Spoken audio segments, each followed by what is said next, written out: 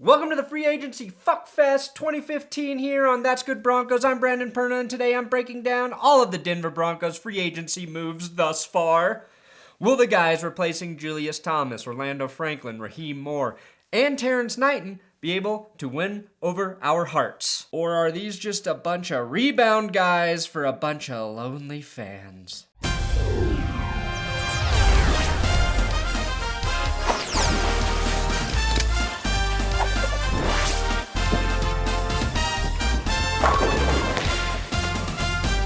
Do any of you shop at the Goodwill or the thrift store? You know, you walk in and there's that weird smell of old clothes and rotting furniture. In the corner, there's a frat couch soiled with booze, semen, and broken dreams. It seems bleak, but if you look around carefully, you can find hidden gems amongst all of the secondhand shit nobody wants. Like this G-Unit shirt I'm wearing right now. Nobody wanted this. And that's what the Broncos have been able to do in free agency. Teams like the Dolphins, Jets, and Eagles all did their free agent shopping in stores like Gucci, Tiffany's, and Barney's. But the Broncos didn't have Dottie's credit card this year and were forced to find quality players at a fair price. And while buying expensive clothes feels good in the moment, one is often filled with regret shortly after. With some frugal spending, the Broncos brought in tight end Owen Daniels and safety Darian Stewart from Baltimore, defensive lineman Vance Walker from Kansas City, and offensive lineman Shelley Smith from Miami. This is in addition to re-signing their very own Virgil Green, Brandon Marshall, Tony Carter, Aaron Brewer, and grabbing a couple rookie free agents like punter Carl Schmitz, who I did a video about, which you should watch because it's fucking awesome, and another tight end, Joe Don Duncan, who may be converted to fullback. Now, I know what you're thinking. Shelley Smith? Did the Broncos sign the first female offensive lineman in NFL history? No! And it's rude to assume a man named Shelley is a girl. He's coming from Miami, and I'm sure Richie Incognito made that joke unbearable long ago. Shelley Smith will most likely be a depth player for the Broncos on the offensive line. He did not have a great season last year in Miami.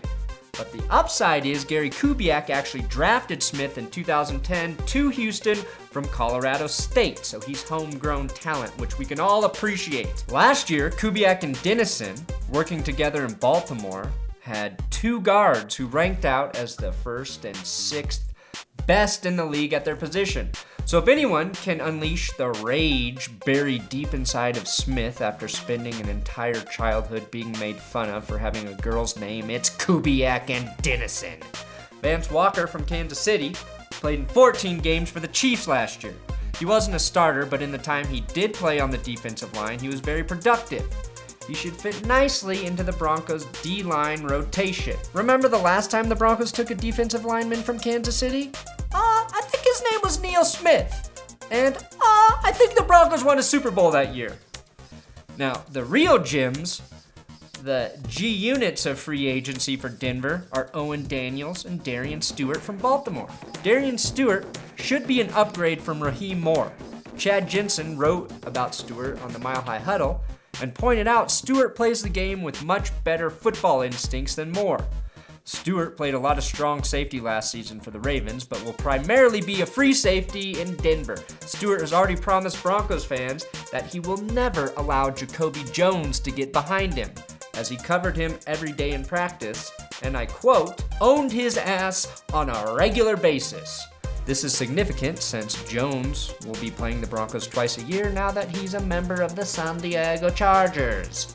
Owen Daniels was easily the most predictable acquisition for the Broncos this offseason. Just because Owen Daniels looks exactly like the type of guy you'd want your daughter to marry and make beautiful children with, does not mean he's a soft player on the field. Now, in terms of blocking, Daniels and Thomas are pretty much a wash, except that Daniels will be a much more willing blocker than JT. In terms of production, they're actually comparable. Thomas had 43 receptions last season and Daniels had 48.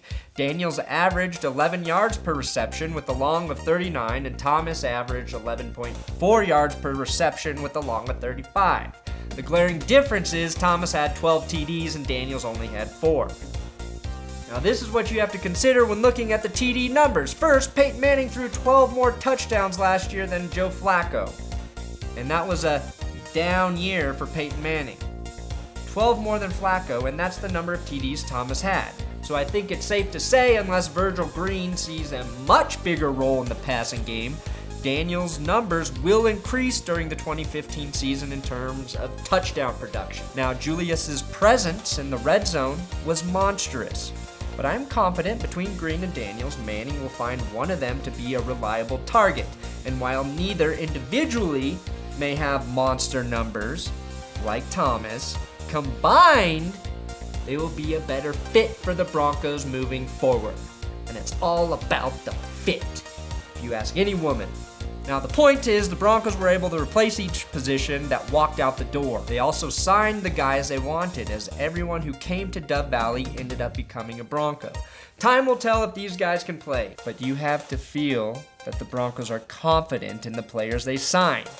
If Elway feels confident, then I feel confident. Thanks for watching another episode of That's Good Broncos Free Agency Fuckfest 2015 edition. Make sure you subscribe to my channel, That's Good Sports. And also follow me on Twitter at Brandon Perna. Go to the That's Good Broncos Facebook page, facebook.com/ThatsGoodBroncos, because that's where I post shit. And if you want to see the shit that I fucking post, that's where you're gonna fucking go. I only have 4,500 Facebook likes. Are you kidding me? Pretty high school girls have more Facebook likes than me. That's not what I'm looking at on Facebook.